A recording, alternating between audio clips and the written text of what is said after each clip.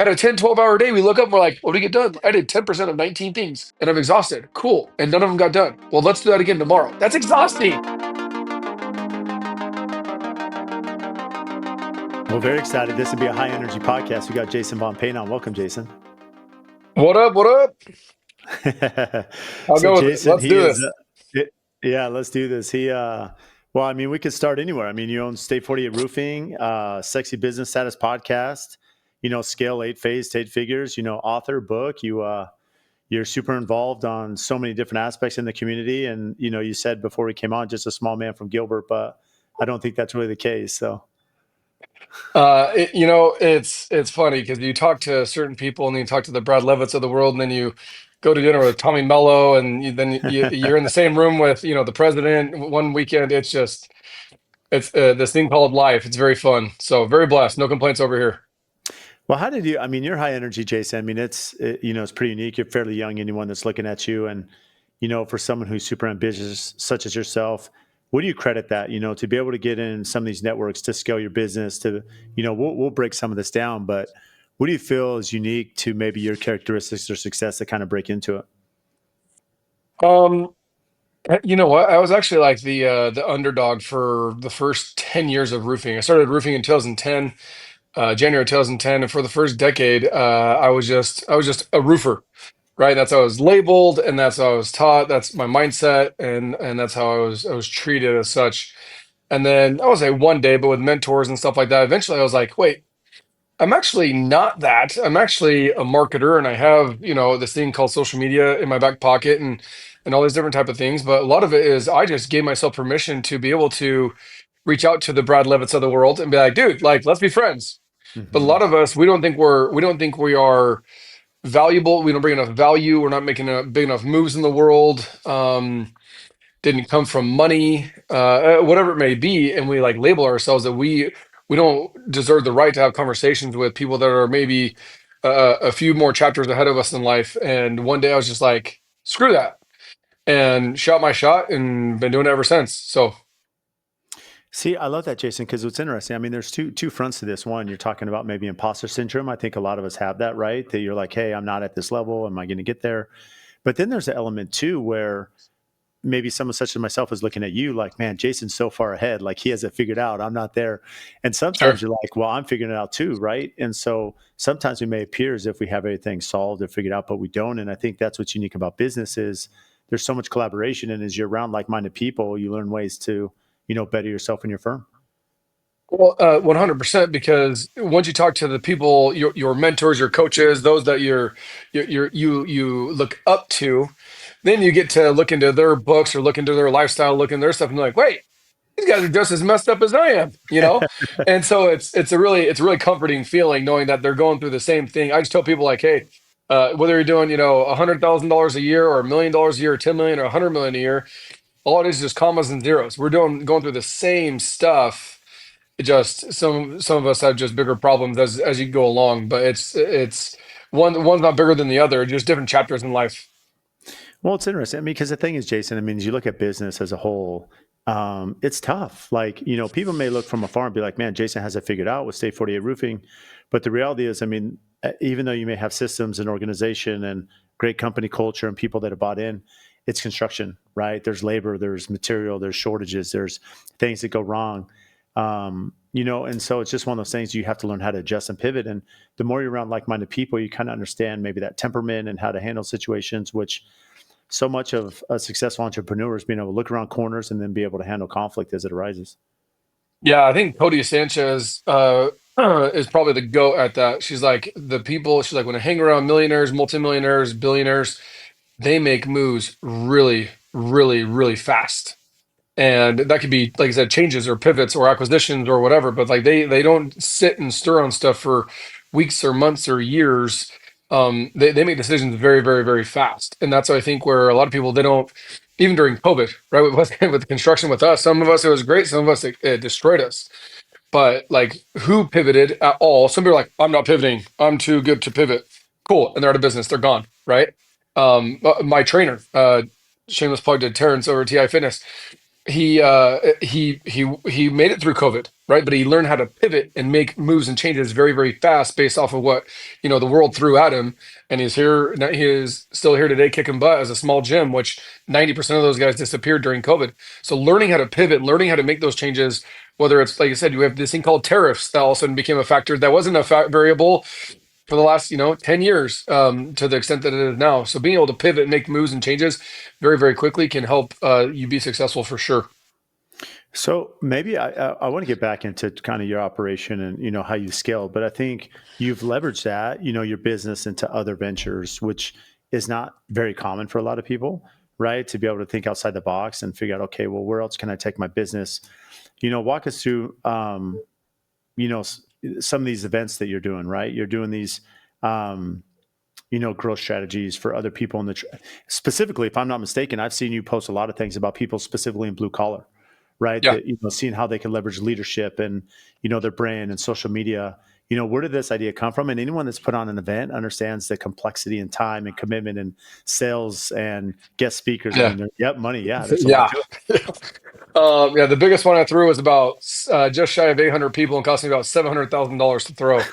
So it. I don't recommend doing that, but it was cool. And Ed Milet and all those giants were there. But yeah, I honestly, I don't even know how I ran into it other than I said, hey, it's actually my business partner on my coaching side, Nick Trevelyan. He lives in San Diego, and he's like, dude, let's get a bunch of people together. Let's do a mastermind. So we actually started it, and it was like 14 of us in a beach house in San Diego, and he threw it, and we got together 2 days, just hung out and strategizing what's working, what's not working, what objections are you going through, and hurdles and whatnot, and then just a bunch of guys that are making moves and do that. And I was like, wow, that made me feel really good. And getting in the room with doers, like that's my biggest thing. I have a quote over here, the men in the arena, my favorite quote by far all time.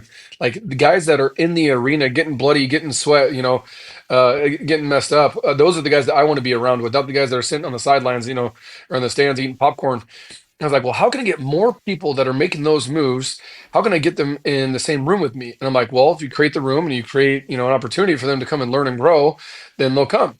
And that's been 3 years. And we've thrown over, I think, 50 events. But it's been really a blessing because the biggest thing I found, Brad, is the and yeah, it is a feeder for my consulting program and all that kind of stuff. But some of those events aren't $100 dinners. Nothing to do with my coaching program, right? We did one called "Scale Your Life." Literally, just how to be a better man, a better child of God, how to be a better husband, how to be a better parent. Because I feel like that's taught the least amount, right? Throughout social media and all the other things. But like blue collar small business owners, they're starving for leadership. They don't know where to go. They don't know who to talk to. They probably had terrible examples, whether it was their parents or their current boss or previous boss. So they don't know where to go. And you have these guys that have had some success, right? Some bigger than others, more than others. But like sharing those nuggets, sharing those experiences, sharing those failures with them, to help them get out of that $1 to $3 million bubble where they're just getting their butts kicked. Um and and like that's not the American dream. I heard that and I'm like, dude, it was like my dad did it, my uncle did it. I'm like, if that's the American dream, like I'm out. I'm gonna go find another dream. And so that's really helped me, just because I throw them at least once a quarter. I'll do little ones probably every other month. um, but just giving people hope and giving the opportunity to get in a room. That's why I built my entire office is like this. I have 5,000 square feet. The back 2,500 is literally an event space that fits 225 people at any given time on my dime to put them in a room to where they can become, like I said, become a better man, become a better parent, become a better spouse, and become a better business owner, entrepreneur. Um, and it's so much more fulfilling than doing roofs, by the way. So Well, roofs can be tough. We'll come back to that. But, yeah. if you think about what this looks like, are you bringing in business owners? It sounds like some of them are. They're doing 1 to 3 million. Are some of them employees that are looking for leadership, maybe looking to start a business one day? Kind of what is the demographic there you're trying to attract? Yeah, so I used to be like, I'll coach anybody, I'll help anybody, and then I'm like, oh, I'm actually not that good at helping everybody. I had like realtors come, and I'm like, I've never sold a house. Like I own some property, but I'm like, I've never sold a house before in my life. So, and I don't have a real estate license, so I'm like, go find a real estate coach. But on the blue collar side, specifically, so small business owners, blue collar, mostly in the services. And on average, right, they're doing anywhere from 1 to 3 million. Some are even doing less than a million, and they're getting their first employee, their first office manager, maybe their first sales rep, getting more than one crew. But they have drive, they have passion, they love what they do, they're good at what they're doing. They just don't know how to take it from a little baby, little seedling to a juggernaut of a business that you can sell and make a crap ton of money with commas and zeros behind it. I feel like that's one of the biggest things is as in that niche, the blue collar small business owner guys, they're like, I'm just gonna do this for the next 40 or 50 years and then die. And I'm like, no, no, no. Like, if you want to, you can do that. But what if you want to do something else? But Hmm. like, you can't sell. I mean, you can sell it, but you're gonna get, pennies on the dollar. You're gonna get crap when you go to sell it. But if you can truly learn this thing called systems and processes and see people as an asset and not a liability, and Hmm. bring people on and bring those teams on, then, when a private equity group or a venture capitalist group or even just another person in your space wants to, merge and acquire your business, there's commas and zeros behind that instead of pennies, and nobody knows what that looks like. I mean, you have Hermosi doing it like crazy right now, Cody Sanchez doing it right now, but to get to acquisition, what are the steps you need to take in order to build a cash flowing business? Tommy Mello, as you know, Tommy, obviously, Yeah. he talks about, turn your phone off and go out of town for 30 days. Turn your phone off. Leave your iPad, leave your laptop, leave your cell phone in your nightstand for a month. Go to Hawaii with your family for a month. Come back, and what happens to your business? And 95% of any small business owners, but especially blue collar, it's on fire or it doesn't exist or there's lawsuits or or you're in deep crap. And so to bridge that gap from, having everything being, I call them firefighters, right? You're being a glorified firefighter every day, to getting the people involved, the right people in the right place, to where you can have it be turnkey while you're continuing to grow and scale it, and then sell it, to have financial freedom to go wherever you want, whenever you want, with whoever you want, and do whatever you want. It's such an interesting theory because so many of us are working in the business instead of on the business, right? And to your point, Jason, when you bring up Tommy Mello's example, even if it's hypothetical and you're not going to go to Hawaii for 30 days with your phone off, the thought process there is, can your business survive? If you're gone for 30 days, maybe it's, a vacation, maybe it's something severe that you're in a hospital for an accident. I mean, whatever it is, Right. can your business survive? And what's interesting, I think many people, especially in the blue collar trades, aren't thinking about the end game, right? They're not thinking about that exit strategy. And so many builders I've known, or people in the trades, that, they get to 50, 60, 65, and they're like, okay, well, now what? Does my business have value? Is there systems? Is there an operation? Can I sell this? And a lot of times it's pennies on the dollar. They're handing it off, or maybe it just goes into, becomes obsolete because no one's there to take over. Um, at a young age, I think it's pretty rare to ask the question what that looks like, especially with you with your own roofing company. Um, how did you become aware to pursue an exit strategy to see what that looks like, even outside of these extracurricular things you're doing? Um, like I said, I love my dad. He's doing flooring. He does his floors are magazine worthy. They would qualify for AFT type quality type of floors. I'm serious. And he's been doing it for 40. I'm 38, so 42, 43 years. But once again, it's like, okay, he's made money. He's done well. But he has this thing that he's been working his butt off for 4 decades, and like, what do you have to like? He's gonna just basically give it away to somebody, or pennies on the dollar, or just liquidate his assets for a couple 100,000, maybe even a couple million. But like, a couple million sounds great, but not when you've been doing it for 40 years. Mm-hmm. Your payout's 2 million. Like, who would like? Hey, I'm gonna work my butt off, sweat, blood, sweat, and tears for 40 to 80 hours a week for 40 years. Yeah, I have some nice stuff, do some cool stuff, and experiences with the family and whatnot. But in 40 years, someone's gonna give me a check for 500 grand, a million, 2 million. Like, nobody would sign up for that. I mean, maybe they would, but not. I mean, at least I wouldn't. And Yeah. so that's my thing. Like, okay, cool. And then I have a I we were just talking about it earlier on one of my friend Cam, who just sold for $98 million at 38 years old. And now he Mm-hmm. wasn't he wasn't the sole owner, but he still did very well. And now he has so much opportunity to go do whatever he wants and go help other people, make an impact in other people's lives, which is really what I think we're on planet Earth to do. Is like, once as we figure it out, help other people, especially once we figure it out, go help even more people as we go. And that's kind of been my thing is, and I've had people honestly like, well, how'd you get into it? I'm like, I literally had another roofer here in Gilbert actually say, hey, do you coach? And I'm like, no.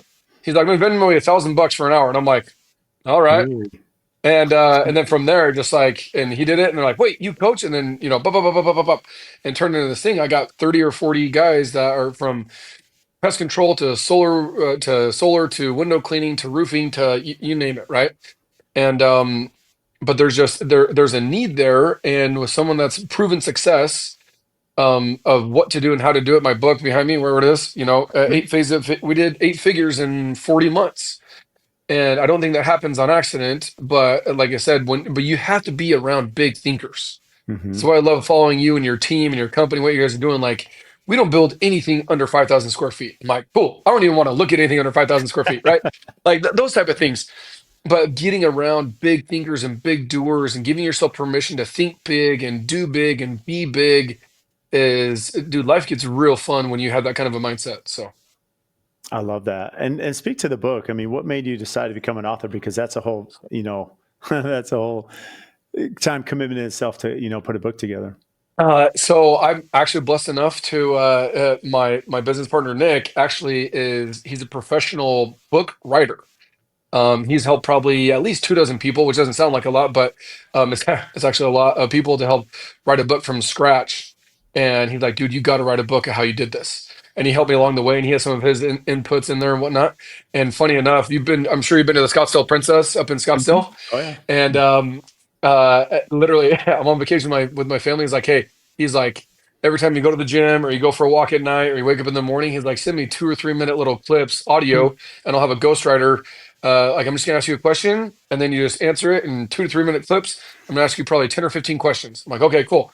And I speak very, very fast, so a lot of words. Um, and sure enough, and he's like, cool, done. And he's like, okay, he said, okay, what are the phases? I said, well, first you got to, start with marketing and getting attention and, referral programs and social media, blah, blah, blah, blah, blah. And then, the eighth phase is like, do that and then to do a lot of it, getting people. And then we broke it down and literally just asked me a bunch of questions per chapter or per phase and sent it to a ghostwriter. They typed it all out and we tweaked it and boom. But like Grant Cardone's probably one of my biggest mentor, and he talks about how like done is better than perfect. Mhm. And my book probably has hundreds and hundreds of grammatical errors. Like I said, I went to Gilbert High. I tried to go to Chandler Gilbert for a couple semesters and realized that this is not for me. So I don't have this literacy background by any means, but that's why it's super, blue collar friendly to read because it's a blue collar dude just documenting what I did and how I did it. But that 10x mentality, my number one book right here, number one most powerful book I've ever read in my life is the 10x rule, and it sits up here by itself. Because what you're doing, just 10x that effort, 10x that mentality, 10x that mindset, and you'll get real far, really, really, really fast if you have that kind of a mindset. So. So there's a couple of things, Jason, as you were sharing that you made a comment that done is better than perfect. What does that mean to you, maybe in regard to the book or running your business? So I do that. I do it a lot. Um, People will take an idea and they'll sit on the idea and they'll sit on the idea and they'll sit on it. They'll think about it. They'll strategize about it. I mean, I'm LDS, so like they'll go to Gilbert Temple. Like we're gonna pray about it. We're gonna go to the temple about it. I'm like, okay, that's great. But while you spend 2 or 3 or 4 weeks or 2 or 3 or 4 months or 2 or 3 or 4 years talking about it and strategizing about it and writing down all these ideas, I've already started and I'm already in the trenches. So one of the Mhm. biggest examples that I did was my brother, Zach. He's about 5 years younger than me. Um, but he went to school the same time at Utah State, played lacrosse, and I started in roofing. And so he went up, played lacrosse, went to school for 4 years. I went just straight into roofing, just like right into the trenches in 2010. Fast forward 4 years, he has a bachelor. He's actually a roofer now too, ironically. Um, yeah, I'll segue into that. So, but yeah, it's really funny. But so he goes 4 years to school, right? Master's in business, gets a minor in Spanish, graduates 4 years later, comes and says, "I need a job. I don't have any money, and this like education thing doesn't really like pay until I get a job." Mhm. And so he's like, "Hey, Jason, can I come self for you?" And I'm like, "Oh, that's funny." Like, but I had 4 years of in the trench work. I didn't think about it. Like, I didn't go to school for it. And don't get me wrong. There are certain things you need to go to school for. Make that very clear. Um, but there's a lot of things that you don't, especially in blue collar. Like you need very little like Mhm. education. You can get like an apprenticeship and whatnot, but a lot of it's just figuring it out along the way as you go. So I had 4 years. 4 years of 60, 70. That was the when the hailstorm hit, if you were here in 2010, and I remember that. October 5th. It was a pretty good day for roofers Yeah. in Arizona. And so I had 4 years of just learning those things. And like, and then my brother, comes back from college, and here you go. Well, I already have 4 years of experience. I've already promoted myself multiple times. I've done production. Now I'm doing sales. And now I have a sales team. Now I'm a sales manager of this whole entire thing. And he comes in starting from scratch from day one, but he has a degree. And this has nothing to do with this, the degree part of it, but just like jumping in and doing the thing. Um, a lot of people spend way too much time because they're scared just to start doing it. And it's going to look ugly. Like your first handful of houses that you built were probably not the best houses you've ever built, right? Hmm. And there was a lot, and maybe they ended up gorgeous, but how much money did Brad make? I'll bet you, $100. Yeah. Not Not, much. not, yeah, I mean, maybe not even $100, right? Like but you don't know until you start doing it. But like the man in the arena mentality, right? Like get in and get dirty and get bloody and figure it out, and then, like I said, as I talked before, pivot to where you get less bloody every time you get in the arena, right? As you go, like get less bloody every time, but you still get into the arena, but you learn from your experiences, you learn from those things, and that's really, and that goes for anything. Like this whole AI thing, like what's AI? I'm like, I don't know. Well, you can, turn around and ignore it, or you can totally embrace it and go ahead in and hire somebody or educate yourself. I mean, YouTube, Google, hello, it's free, right? And learn about those things. But like, in my thing, it's a lot of people, they do it or they'll dabble into it, but they don't dabble into it or stay in the game long enough to get any sort of momentum or any sort of leverage to get the success and the results that they want. I love that. And because the fact of the matter is, I mean, this is kind of, the man in the arena, to your point, Jason, is so many of us are trepidatious, whether it's, we think we're going to fail, it's maybe that imposter syndrome that we talked about. And so much of it is, what, I'm just going to take this chance. I'm going to jump off the pier. I'm going to figure it out. And yeah, you're going to have bumps and bruises, but that's where leadership, that's where these like courses, business coaching, you have all these different avenues out there that really wasn't in existence as far as I knew, 20, 30 years ago. But now there's so many different avenues to get information. How do you take, you said this as well, that one of your favorite books is, that 10 times rule, that mindset. When you talk about 10X, okay, so you're the man in the arena now, you have your own company like you did, Jason. How are you 10Xing? What does that mean to you, whether it's your focus on your business, whether it's, your healthy lifestyle? I know you're very active working out, you're keeping this balance. How do you say that I'm going to do something 10X to know that you're putting in actually really, effort that's going to be very efficient and effective? Yeah, well, I look at these trigger words that really piss me off. I use it every day, but I would never brag about it. Like cruise control in your truck. Nobody brags about, even a beautiful Corvette going 65 cruise control on the freeway is going to get the bird and going to get honked at because he's going 65 on the freeway. Like, dude, go faster. But he's in a very fast car. And I'm like, okay, well, if the norm is to go 65, well, how do I get attention? Well, if I go 65 like everybody else, I'm gonna blend in with everybody else, which means my pricing is not going to be able to separate me. My quality is not going to separate me. I'm just like every other X, every other roofer, every other coach, every other builder, every other whatever. I'm like, okay, well, there's a book called The Purple Cow. Same thing. Like you drive down the road, you see all these farms, all these dairies, and you see these black cows, these brown cows, these spotted cows. But what if you randomly saw a purple cow? You would literally stop. Your kids would. I mean, you have kids. You stop, pull over on the side of the road, and do a picture, do a video, do a live, do something. This purple cow in the middle of a field. And that, in my opinion, is the 10X rule is what are you doing to stand out from your competition? What are you doing to separate yourself from your competition? And there's, I mean, we can go on forever about, 20 or 30 different ways to separate yourself. But the 10X mentality is, okay, well, if I post, the average person posts once a month on social media regarding their business. Okay, well, if post once a month, 10X would be I post 10 times a month. Okay, cool. Mhm. And well, what's more than that? Well, I post 4 times a day. Well, 4 times a day times 30, I post 120 times a month. So even the guys that are posting, doing the 10X rule for the mediocrity and the average, will do that, right? I mean, marketing and promoting their business is probably the biggest reason, omnipresence and obscurity. Obscurity is the number one reason why small business owners go out of business in the first place. They do great work. They're really good at what they do. They're honorable. They're trustworthy. Their craftsmanship is top notch, but nobody knows who you are. And Hmm. it's like, okay, well, you need to have that 10x mentality to get known, be obnoxious, get in the way, be my literally, do you have anything handy here? Sexy roof status, right? Like, literally, that's my hashtag, sexy roof status. Oh, It's that like, sticks out. yes. And guess what? Do I have haters? Sure. I had two people actually not using me because it said sexy roof status. Dude, that's fine. I've done almost 9,000 jobs in 6 years. I don't care about those Yeah. two.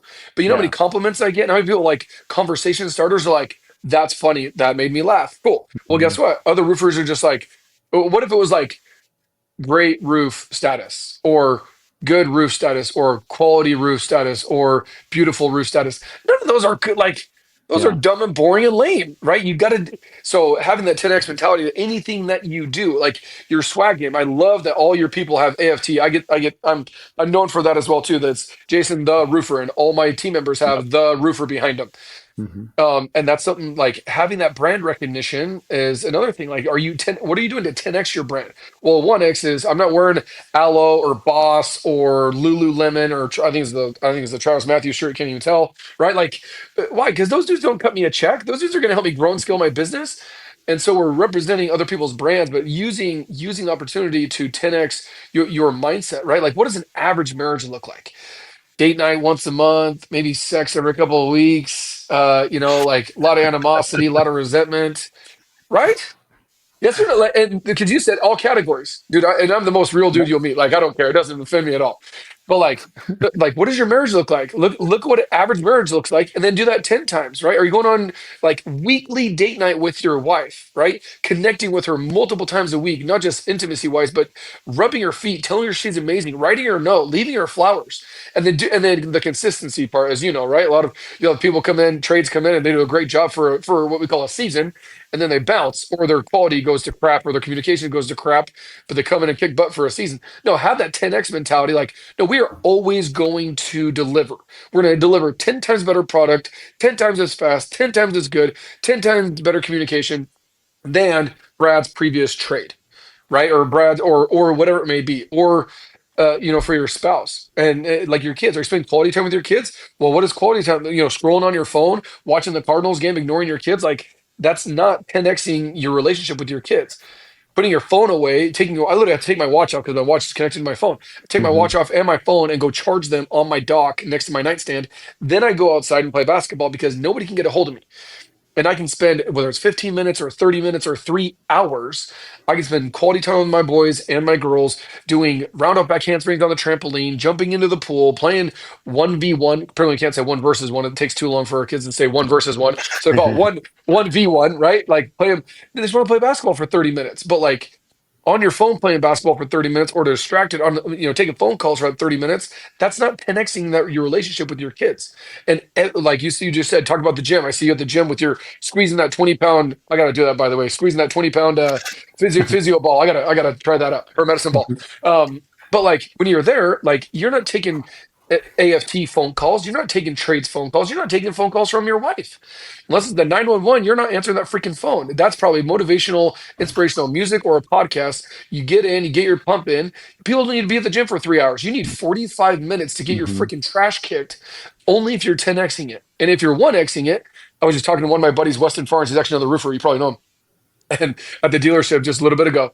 And he's like, dude, I was at the gym this morning. And he's like, I've seen some of these guys at the gym for like 2 or 3 hours. And they literally do like two or three sets of one thing. And that's it in 3 hours, two Yeah. hours.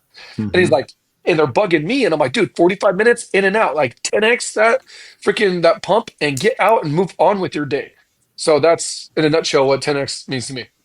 See, I love that. I mean, it's so tangible because, Jason, I think a lot of times someone may hear that topic. They're like, well, what does that break down? And I think it's very easy in the sense where you're like, okay, well, sexy, you have sexy on your truck, right? I mean, that's going to stick out the purple cow. But you mentioned social media, and maybe you're posting once a week, and why not post 10 times a week? And so there's certain things where you're like, okay, how do we get in front of people, and how can we be more aware, right? How can we be more present in some ways? And, I think that's valuable because in so many times we're pulled so many different ways, it makes us ineffective.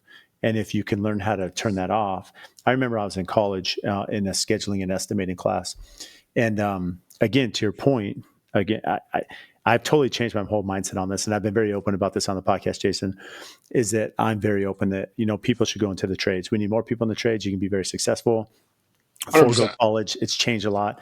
I happen to do the college route. Having done the college route, I would have went straight into the trades. But we're here now, and it's fine. But going back to my college experience, one of the things that stuck out is the professor's like, hey, sometimes, we may think we can multitask effectively, but your brain can actually be much more efficient if like, hey, when he's like, I'm working on a really tight bid or estimation or schedule, office is closed, door shut, no one can come in, phone's on quiet so that I don't hear that ring even come up, and I can sit there and in the zone and I can really hammer out this schedule. And the point being is that if you can learn to like, and I feel like I'm a good multitasker, but regardless, in some ways, I'm probably more inefficient when I do that. And so when you can focus to your point and do 10x and really focus on these certain goals, Mhm. you're definitely going to have, the dividends are being a lot more exponential in the end. Well, and people said, there's no work-life balance. And I'm like, I completely agree. Balance is also one of the words that I hate. Like, you need to have work-life balance. I'm like, I like work-life extremisms. I want work like, and the funniest analogies that I use, right? Like, I mean, a not inappropriate one would be like playing with your kids, playing basketball with your kids, dude. Like, put your gym shoes on, go outside, take your shirt off, and freaking go whoop up on your boys. Like, go do that for 30 minutes or an hour. Like, that's an extremism. But what's not an extremism of that? What's the balance? Taking those phone calls, taking those text messages, checking your social media, uh, you know, those type of things while you're playing basketball with your kids. I've done it. It's the stupidest thing in the world, and I think Mhm. I can like no man can serve two masters at that point. It's 100% true, right? Like, have you ever been scrolling on social media or taking a phone call or texting while having sex with your wife? Of course not, right? But is that not an extremism? No, you are 100% dedicated. Like, there's no distractions. It's all there. Right? Right now, what are Well, we doing? Are you on your phone? Have you seen either of us pick up our phones? I have two right. phones right. I have a phone right here and right here. They're both black. I'm not Mm. looking at them. I'm not responding to them. I have my COO is right there. The production manager is right there. I have a sales rep over in that room. But like, they know like that door's closed. You don't freaking come in here. Why? Because the extremism of like, I'm here with you on a podcast. Do the freaking podcast. When you're done, respond to your phone calls, respond to your text messages, respond to your emails, go, answer or do the thing, whatever. But like, dude, you're like, be present where you are. It doesn't matter if it's a podcast with your spouse, with your kids, at the gym. Be present and be extreme while you're there, and then go to the next thing and be extreme at the next thing. Don't like, nobody brags about out of 10, like, oh, like, what if we had two, AFT construction where we're all about average and balance? We want 2.5 stars is balance, bro. You want 2.5 stars houses? Of course Yeah. you don't. No, you want 5 stars. Well, that's an extreme, isn't it? One Hmm. star is also another extreme for crap, right? But like, you don't want do you want to have a 2.5 star body? Of course you don't. That's why you go to the freaking gym. Most of America has a one star. We do have an extreme body. It's the wrong way though, right? Like, dude, like, be an extremist of whatever you're doing, and you'll see more results doing that than you will trying to have that balance. The balance will never ever. I've never met something where uh, you know having a balance, doing multiple things on a balanced level gets you the results that you want in the time frame that you want. So as you rewind this now, Jason the roofer, State 48 roofing, many blue collar, many people in general really struggle making money in their business, let alone figuring out how to make money outside their business, which is what you've been able to do, right? Leverage relationships and business knowledge and acumen and networking that you can now turn into consulting and other, things that you're doing. When you had State 48 roofing, what was that tipping point when you're looking back saying, okay, I feel like I have a pretty good grasp of my business. I understand it. I know the systems. I know the operation. I know how to be profitable. I know how to retain employees, how to hire them, to now, okay, now that I kind of have this running, I can now figure out, okay, how do I leverage that, to mentor other people? How long did it take you to get from starting your business to feeling like you had a good grasp, and then now, how you catapulted that into these other ventures? Well, uh, that's a great question. And off the top of my head, I think it was year three, and I was doing about 7.5 million a year. Which And is a lot in the trades. I mean, that's a lot. yeah, I mean, the average guy does less than $3 million ever, has less than 10 employees, and goes out of business in 5 years. Right. Statistically, like 95% of us. Um, so in 3 years already surpassed that statistic, right? But the thing with me is that I didn't like try and leave. I have friends, I have people that I coach that are like doing 500,000 or 1 or 2 million, and they're wanting to like start another business and go do this and go do that. Like, dude, Mhm. I didn't write a book. You can't write a book about 8 phases to eight figures is $10 million. If you're doing $3 million in revenue, you can't write a book that says 8 phases to 8 figures if you're doing $3 million in revenue, right? So I couldn't even write a book until year four, and I was doing $10 million in revenue, right? So I think a lot of people, that shiny object syndrome is one of the biggest paralyzing things in the blue collar, because oh well, I got some just a sliver of momentum and leverage in HVAC. No, I'm going to go do. Oh, and I'm going to bundle pest control, and I'm going to do this. Even Cam Bodden, my buddy, right? He had like six businesses. All of them went to crap, for lack of better words, except for Green Mango. Right? He did. I mean, all of them were average or mediocre, except for two of them, which one of them is still cranking, which is coconut. But his green mango one, and he put all of his eggs in coconut, and that one has a freaking nine-figure exit. But those other ones, but he realized, he's like, dude, I can't put all that energy in there, because you need to get them big enough to where they're sustainable by themselves. Before, dude, Tommy Mello was doing like $200 million in freaking garage doors before he started getting into other things, right? Like not 2 million, not 200,000, not even 20 million, right? And so, yeah, I didn't even start entertaining something such as a book or a podcast until at least between 7 and 10 million. And don't forget, I had been doing roofing for a decade before I started my own. So I'm going on 16 years. I was in the trenches, putting my head down, grinding it out, building out the systems, the processes, the people, the sales, all those things underneath my uncle's company before I left. I was doing that for 9.5 years before I even started my own. And then once I started my own, 3 years after that, and multiple millions of dollars a year in revenue, almost $1 million a month in revenue, before I started doing the podcast and the book and the consulting. Because I like, you got to prove yourself first. I think, like, I always tell people, I'm like, hey, oh, I'm doing this, doing this. I'm like, dude, I think our emoji said it the best. Like, dude, disappear from age 18 to 25. Disappear. People think you're dead. Write a eulogy, like Jason Payne died from eight, and then in 7 years, come back and lift your head up and be like, oh, what's going on? But like a lot of us, we don't want to do it. We're lifting our heads up all the time, just like you said. We're doing this, or we're multitasking, and we don't get anything done. At a 10, 12 hour day, we look up and we're like, what do we get done? Like, I did 10% of 19 things, and I'm exhausted. Cool. And none of them got done. Well, let's do that again tomorrow. That's exhausting. Yeah, I love that, Jason, because I mean, the shiny object syndrome, the reality is that so many things are out there to distract us. I mean, social media, we're very impatient. We talked about this early on in the episode. I could be looking at your business thinking Jason has it all figured out, right? And whether that's demotivating me or motivating me or whatever, I mean, it could make me chase something that probably isn't practical for me in my business.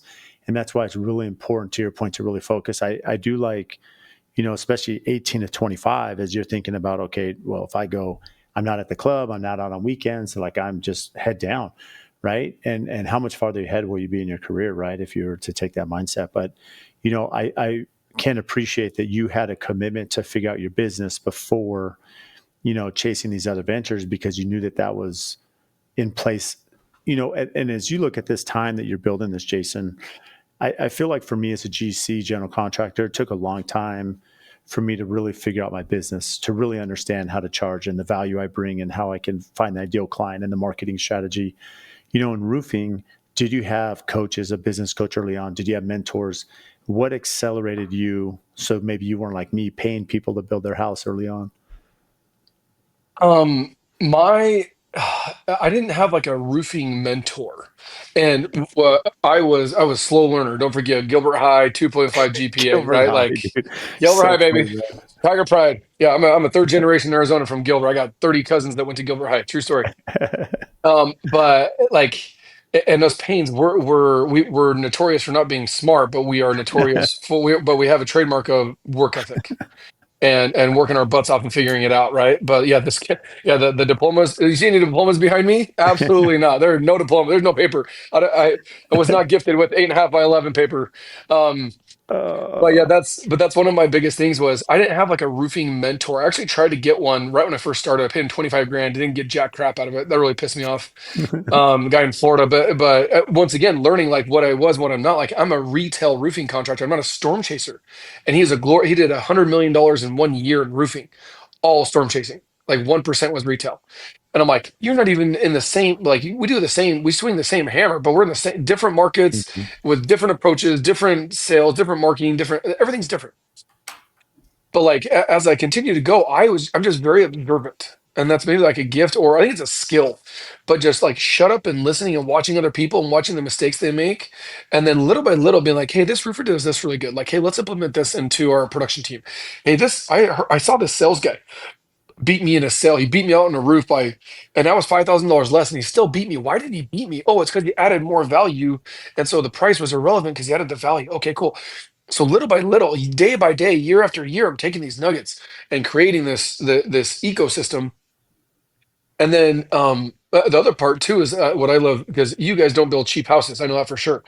But the value that comes behind them, people don't. I won't say they don't care, but it's like it's not the number one most important thing to them. They want the value. They want to know that they're going to get a phenomenal home, and not a mediocre home. You can go get a crack house. You want a mediocre house? I can give you thousands of them down the street from my house. I live in Power Ranch. Like, come on, man. I give mediocrity all day long with those builders. Like, you name Mhm. them. I'm not gonna throw them under the bus, but you know who they are. Like all those track guys, they're not here like we build quality homes. No, you don't. You print houses, and they're average. My thing was like, okay, how can I provide an above average experience to where the pricing that I want to make and the margins that I want to make will justify that price? Because I see every single day we're overcoming objections of, whether it's 1,000 or 10,000 or $100,000 higher than another competitor. And I'm totally okay with that. But I'm like, but the value that I bring versus the value that they bring, truly understanding your value and not letting other people tell you that you're not bringing the value. But if you're not, you're not. That's the other part too. Where you got to blue collar guys. We have big egos. We think we're the shit, right? So we have to be very, very careful that we check our egos and always continuing that learning, always continue the education. I know you and your team were just out of state somewhere doing some, I think it was window training or something like that for Mhm. Yeah. Appel or whoever it was doing like always do it. Like I've been in the roofing game for 15 years. Is there anything I don't know? Of course there is. But like um one of my best friends, her name's Tiffany Rosenbaum. She was on my podcast and she came and spoke to my skill team. And she did an analogy of a pencil. And a pencil, even the best, sharpest pencil, if used correctly, becomes dull. Hmm. And so even the best builders, the best roofers, we have to continue educating ourselves and our skill set and our craft and the retaining team members and maintaining a positive work environment and a great culture and honestly like I said I learned like okay so someone's going to I'm going to learn a lesson right I'm going to get my butt kicked I'm going to learn a lesson and so you work for a terrible company or a bad employee or a bad employer but you learn from those guys and learn what not to do. And then someone that's doing something really, really well, like, man, this trade, they were very clean. Their communication was amazing. They used this app or this system. Their CRM was great. Their bill, whatever it was. Um, let's use that in our business. And so having that humility to like literally just copy and take other people's things that they're doing really well and create your own little niche with yours. That's really what it comes down to. Like a roof is a roof, but when I can separate myself 15 different ways to add that value is where you win. So I love that. And Jason, what's interesting, I mean, as you look at your business, when I've had mentors in my builder 20, they often say, Brad, when a builder does say up to 10 million, that's one thing. But then when they get to 15 or 20, that's typically where they struggle, right? When you're doubling that revenue. For you, you mentioned that a lot of these roofers, blue collar trades are doing 1 to 3 million. You're getting up to 7 or 8. When you think about scaling, what was your, I don't want to say secret, but how did you scale? How did you kind of break that $3 million threshold? And then how do you maintain that? yeah, because some people just like Michael Jordan does it, right? He goes like this. He holds all of his rings. He's like, "Oh, you won one Super Bowl or one Yeah. championship or one World Series." He's like, "Can't even put them all in one hand, bro." Right? So like, getting up there. Tom Brady talks about it. Getting up there and winning is one thing. Getting up there Staying and up there. staying up there is the heart. Tim Grover's the epitome of that, right? His books. He's like, yeah, getting up there once, like, cool. He's like, a lot of people, how many hundreds or thousands of people have done that? But how many can you count on in one room that have done that multiple times? And so going from that 1 to 3 million, so I learned my uncle did about 3 to 5 million when I was with him. And so I never knew anything more than five. I never worked for another roofing company. I was on my LDS mission before that. Before that, I did landscaping. Before that, I was at Gilbert High. So I didn't have like all these jobs, work for all these companies. Literally, my uncle was doing 1.8 when I started with him. And we got him, we did three, and then I think we got to 5.1. And then um, from there, it didn't work out because he didn't want to, we didn't have the same goals of where we wanted to go. Mhm. So I never saw anything more than a $5 million roofing company ever. But I said, well, if you do the same thing and just do more of it, it should work, right? If you go do, okay, well, this diet works, we'll continue doing more of that diet, right? And it doesn't matter where it is in business or in life, but I was like, okay, well, if I post, like I said, I'm huge on social media. It's one of my, I do $1 million a year from free, raw, organic, no ads, free, raw, organic social media, $100,000 a month in revenue. Um, and it's literally just me pressing this freaking phone and pressing the red button and then Mhm. telling everybody, hey, my name's Jason. I'm a roofer. You have any problems? Call me. Click. And you do it over and over and over and over again. I'm like, well, if I do it 3 or 4 times, that's good. But what if I did it 10 or 12 times? That'd be great. What if I did it 15 or 20 times, or I hired an agency or an assistant to help me get to that volume? Like it's amazing. And so that's been one of my biggest things getting out of that 3 million was the other part too that I learned from mentors such as Tommy Mello and some Brad Lee and some of the other guys is you're selfish if you're only building a business to serve you and your family. Hmm. But how many other families can you serve while also serving your family? And Love that. you have several employees, right? I have 85, and like being able to cut checks, 6-figure checks for payroll every single Friday is the real thing. It's a mega stress that people don't want to take on. But Mhm. knowing that you can bless the lives of not just you and your family, but other people along the way, like and help them accomplish their dreams of going to Disneyland or building a custom house from AFT or getting out of debt or whatever. But when you can help other people accomplish their dreams, Zig Ziglar's famous quote, right? If you help other people get what they want, you'll eventually get what you want. Mhm. And that's my thing. I'm like, okay, what if I can help? Like I have 7 sales reps right now, and I think out of 7 of them, 6 of them had never made 6 figures in their lives.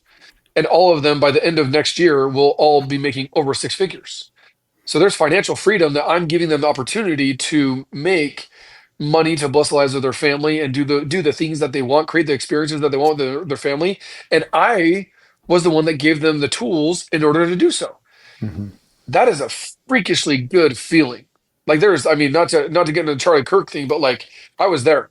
I didn't get inside, but I was there for 5 hours on Sunday, and um, seeing the impact that a 31-year-old made in just that short time here on Earth, the impact that he made, and the dare I say millions of people's lives that he blessed because he chose to not be selfish and not stay himself. And he could have stayed small and could have done his own thing and made money and whatnot, but he chose to go all out. And in return, millions of people's lives have been impacted for the good. And at the end of the day, in my opinion, like that's what we're here to make an impact, plain and simple. And so if I can do that and help other people and other families, reach their goals and help them accomplish their dreams and their goals, I'm all for it.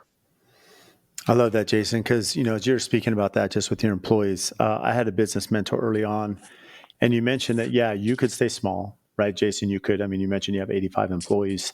Anyone that's running a business, 85 people is a lot to be a steward over. It's a lot of responsibility, as you mentioned, cost and payroll. I'm sure even with efficiencies, there's stress you have of what that looks like to have cash flow and payroll, and if there's litigation, other things that just happen in business, right? Point being is I had a mentor early on, and he could have rode off into the sunset. He sold his company, did incredibly well. He was young, could have traveled the world, had a couple houses, and he just was not that way. He's just like, I'm going to invest in people because I love people. And he saw me, gave me a chance. And really, if it wasn't for him, AFT wouldn't be here today. And then you think about, I mean, I don't have 85, I have 26 employees, but I have a similar mentality that, I love my people like family, and to be able to see them and support their family and see, you know, um, and then be successful in their lives and career. I mean, it's just so beneficial for you, though, Jason. As you have 85, that's a huge challenge as far as hiring and retention and training and keeping them on board in the trades where a lot of people are struggling finding good people. How have you found success to have 85 employees? Um, I think it's The Rookie, if I recall correctly, a baseball movie. But like, if you build it, they will come. I don't know how else to say it. But I truly believe that's what it is. But when you, and it's not really imposter syndrome, but when you tell them like, hey, this is where I want to go, this is what I want to do. We're all very selfish naturally, right? We're very, very selfish people. But when you can bring in somebody and say, hey, like, here's the vision and here's the role that you play, here's what's in it for you in order to accomplish this big goal and this big dream, but here's the small part that I want you to play, and here's how you're going to benefit from it. Being able to not only create a vision, I think a lot of us as owners, we don't even know what the vision is. We don't know what our goals are and our vision is, so it's impossible for us to sell other people on those goals or on those visions. I think it's number one. Number two, once we have the vision or the goal of where we want to go, what we want to do. So Dory, my COO, literally on the other side of this wall. Um, I said, hey, I need an office manager. I'm running out of my garage, right? All amazing things are built inside of a garage. So my third car garage, I put carpet in it. I put a mini split in it and a single car garage, what, 400 square feet, right? Um, about 300 square feet, if I recall correctly, even less. But I said, she's like, hey, let's go to dinner. I said, okay, cool. So me, my wife, Dory, and her husband, and we go, and she's like, what's the goal? We're just talking, and it's like, what does it look like? Blah, blah, blah. And it was like 10 million. She's like, okay. But she didn't ask me how soon or how long, because they would have said 5 years. I may have taken longer to get to 10 million because I put that low bar on myself. I said 10 million. I didn't say in 6 months or in 6 years. I said 10 million. She's like, bet, let's go. She didn't say bet. She's 50 years old. Bet's not a thing, right? I like the bet. I But think that's better. yeah, right. Instead of like cool or okay or awesome. But the but being able to have that vision of where you want to go and how you want to get there, and then it's a little bit of FOMO. Dare I say that? Like, how many people like, I kind of want to work for AFT instead of this other builder? Why, dude? Because like they have nice trucks, they have nice shirts, they have nice hats, they do cool company parties, and they build amazing homes. Like, dude, I don't want to work for those guys. Like the guy I work for, he's a douche or whatever, right? And it's Mhm. whatever. The culture sucks. There's animosity. Who's the freaking owner? It's some dude in the 34th floor in in New York City. Those type of things. Um, that because I like bringing on crews. I just go cherry pick now. It's cheating now, but like telling them, hey, like, what are you doing right now? Do you love where you work? And Mhm. it's not. And biggest thing with me is like, I will match your pay. I won't give you more because a lot of people will do that. That's the reason why you come. I don't want you to come for money because then you'll leave for money. I want you to come because I'm going to teach you. And it's probably one of my biggest things is I want to help you become a better man. I want to help you become a better spouse, and I will help you become a better parent. And then I want you to become a better employee or a team member. These three things are first. And if you don't do these three things, you'll never be a great team member and you'll never work for me. And I feel like most business owners don't even bring up these three things. It's like, hey, can you put on shingles really fast? Do you know how to seed or shake? Are you really good at spraying foam? Or are you blah blah blah blah? Or are you a $3 million producer? Yeah, I am. Cool. Come on over. But it's like, are you actually a good person?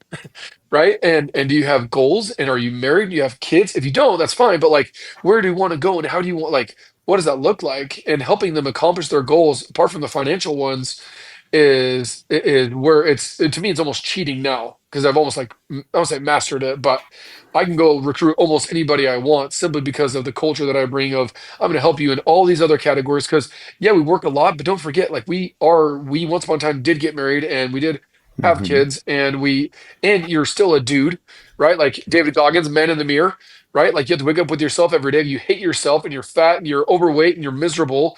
Yeah, let's have that guy go work for you. No, now, it doesn't mean you can't lose weight and get your crap together, right? I'm willing to help people mold and shape. And I think we counted last year or 2 years ago, our team lost over 500 pounds in 12 months between Wow. everybody doing stuff. But dude, like, Brad, you got to set the example, man. Yeah. If they see you cheating on your spouse, guess what? They get to cheat on their spouse. You can't don't Hey, don't cheat on your spouse. Like, but you're having an affair. Like, dude, that doesn't make sense, right? Like, hey, eat healthy and exercise and have a good body and look good in those AFT shirts, but you're 300 pounds and fat and overweight. You're a freaking hypocrite. So you gotta. Sean Whalen, one of my mentors, taught me this. Is like, dude, be the brand. Hmm. Like how, like be the brand, right? And because anything other than that, you're a hypocrite. And so being able to bring those people in, like, dude, I want you to have a fit body. I want you to have an amazing marriage. I want you to, go do epic stuff with your kids. Not like, can I? You're terrified to ask for time off, bro. Go get that time off, man. Hey, here's a few $100. Here's a few $1,000. I'm gonna help pay for your trip. I'm gonna send you and your freaking spouse somewhere. Here's a gift card to go get dinner on me. And like, take your date night for you and your spouse is so important to me. Here's money. I'm going to pay for a babysitter. I'm going to pay for you to go to the keg. Go have an amazing 3 hours with your wife. And on me, don't even freaking tell her to make that a priority. How many business owners do that for their team members? My opinion, very few. So that one of the easiest things to bring in and retain people is like give a crap about them and not just in the business side, but also on the personal side. Jason, I love that. It's been incredible. I know how busy you are and to make time, and we even spoke beforehand what you have, even just today alone, to make time for our audience, which I greatly appreciate. So, before we wrap this up, what do you do for fun? Oh man, what do I do for fun? My wife's really hot, so I'm actually expecting my sixth. I'm expecting my sixth kiddo, Wow, my man! baby girl in December. So super excited for that. Congrats. That's a big deal. Um, dude, I'm a dad. I love being a dad and I love being a husband. I go out of town with my wife. Try and go out of town a legitimate trip every quarter, if not every other month. We go even just for a weekend or Yeah, going on those little trips with her. Date night every week is something I look forward to every either Friday or Saturday. I love sports. Anything with a motor or a ball, I'm down. Go Devils! I just since you asked, I'm going to Benson Boone with my daughter. I don't even like nice. his. I know the But the music because it girls love blasts in it. my house. Yeah. I'm like, this dude looks like a dork, but I'm like, my 9-year-old daughter's like, what do you want for your birthday? I want to go to Benson Boone. And Yeah. fast forward, that was in June. Fast forward to September, I'm going to Benson Boone tonight. And tomorrow, my buddy got me sweet tickets for the Cardinals. He's like, hey, I'm gonna give you 4 tickets. Very first people I thought, my wife, don't forget my wife's 6 months pregnant. She's like, bro, I'm not sitting on plastic chairs for for 4 hours. I'm out. Yeah. So I'm taking me and my 3 kids to the Cardinals game on Friday. ASU plays Texas Tech, and I love my Sun Devils. Go Devils! So we're going to the ASU football game, and we're doing something Saturday, and then I'm going to Carlsbad next week for a week with my family. I love spending time, and apart from that, like Saturdays are psycho. I have two in dance, two in cheer, one in volleyball, two in basketball, two in football. So like my Saturdays are like you'll never see me on a roof on a Saturday unless it's like a psycho unicorn emergency because that's dad day and I coach a couple of those as well too. But I love doing that. I love building men and women that I can leave a legacy behind too. Those are the people that I want to spend time with. Well, Jason, it's incredible. I mean, it just sounds, 10x personal life. And as it relates to kids, you had 6x, you have 4 to go, man, to get to 10x. So, Dude, she's like, "Hey, are you guys done?" I'm like, "I don't know. My wife's hot, man." I was like, "It's up to her. I don't know. That's her. That's up to her." So I was like, "I still got to go to work and provide. So I yeah, will never be a stay-at-home dad. So as long as you can bank on that, we're good." So you're the best, man. That's so awesome. Well, Jason, where can our listeners find you? Um, so the easiest one, the best one would be just at Jason the Roofer podcast. I'm Sexy Business Status Podcast. And then my book, Eight Phases, Eight Figures, or it is over here. It's Hmm. on Amazon. It's like $7. I just charge you literally just what my cost is. So, but yeah, if you're a blue collar small business owner, get your hands on that book because that'll literally give you, like I said, the cheat code to scale your not just build a business, but scale it and scale it fast. And then podcast, I have some amazing. I got to get you on mine as well too. We'll set that up. But yeah, getting some absolute gangsters on my podcast. I'm pushing close to 100 episodes in that thing. It's amazing. Um, and yeah, but Jason the Roofer for anything and everything. Shoot me a DM. Would love to go to lunch or pick your brain or whatever. So, but appreciate it, Brad. Thanks, man. Can't thank you enough, Jason.